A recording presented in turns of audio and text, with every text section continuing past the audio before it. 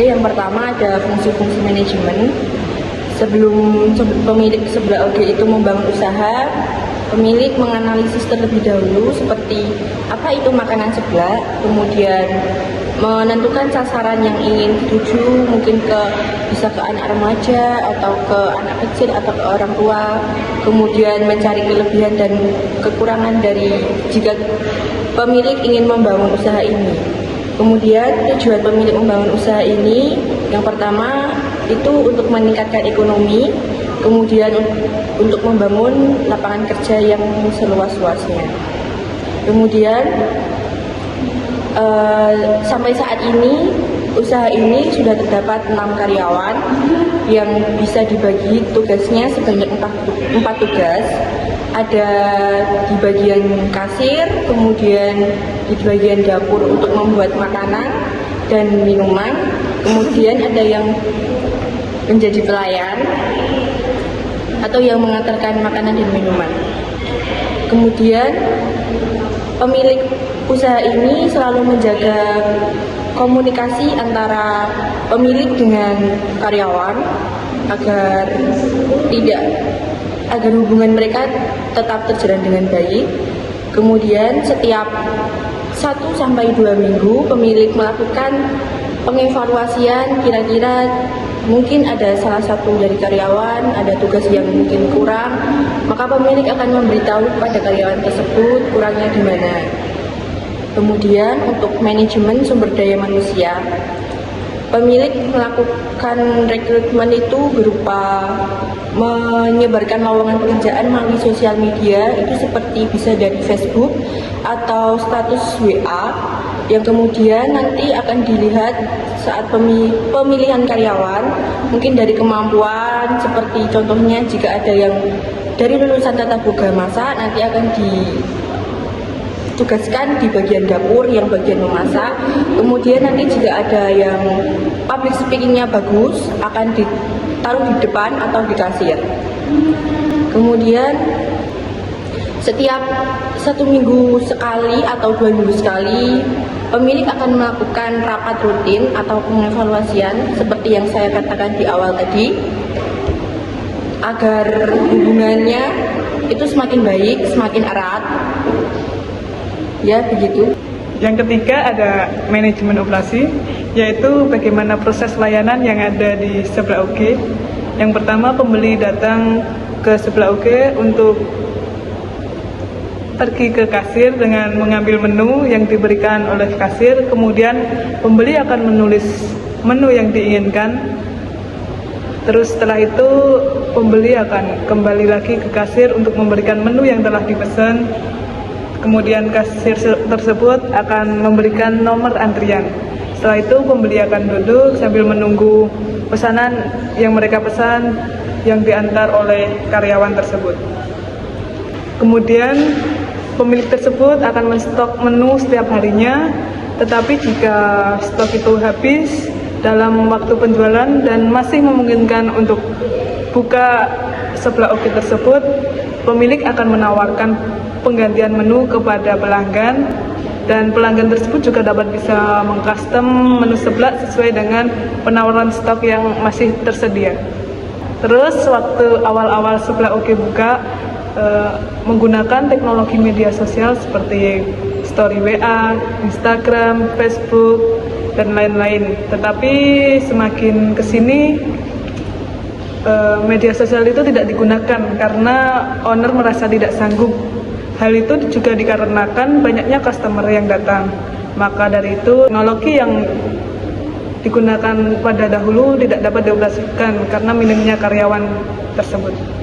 Yang keempat adalah manajemen keuangan, yaitu pemilik usaha membangun usaha awalnya itu dengan modal sendiri.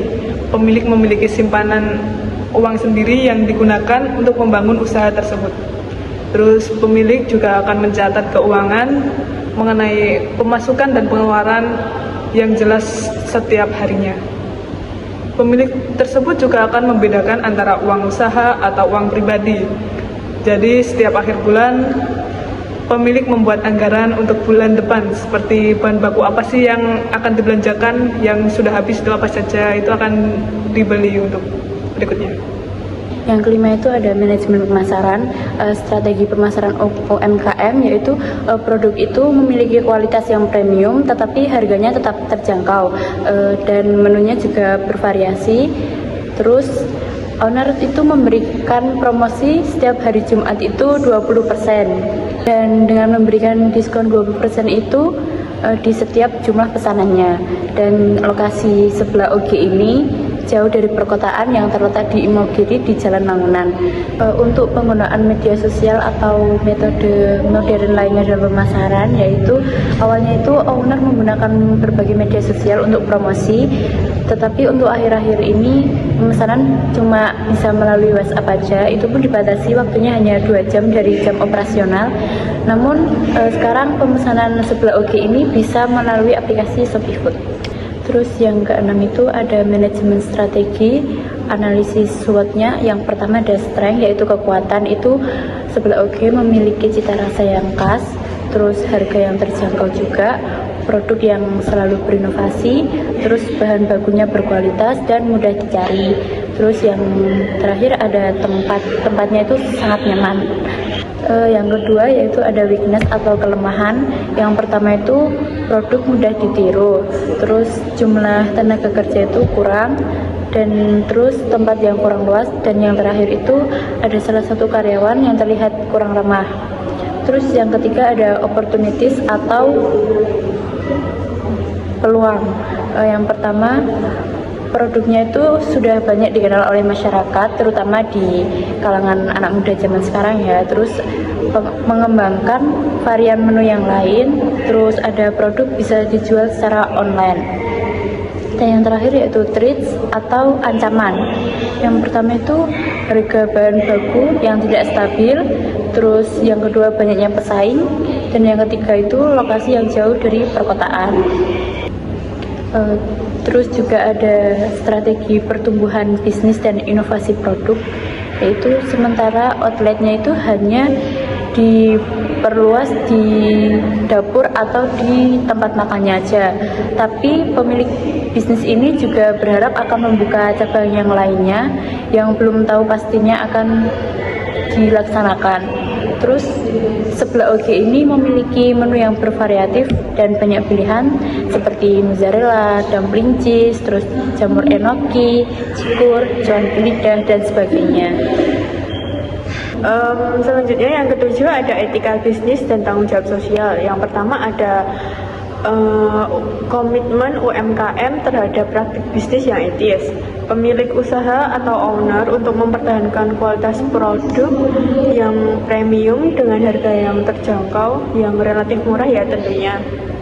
Yang kedua ada kontribusi UMKM terhadap komunitas lokal. Dikarenakan owner ini membuka usahanya di halaman rumah saudara atau kerabatnya, jadi pemilik usaha sebelah OG ini tidak berkontribusi dengan komunitas lokal karena pemilik usaha ini hanya meminta izin kepada saudara yang berkaitan untuk menggunakan lokasi tersebut untuk menjalankan usahanya. Yang kedelapan ada lingkungan bisnis, seperti analisis faktor eksternal yang mempengaruhi UMKM.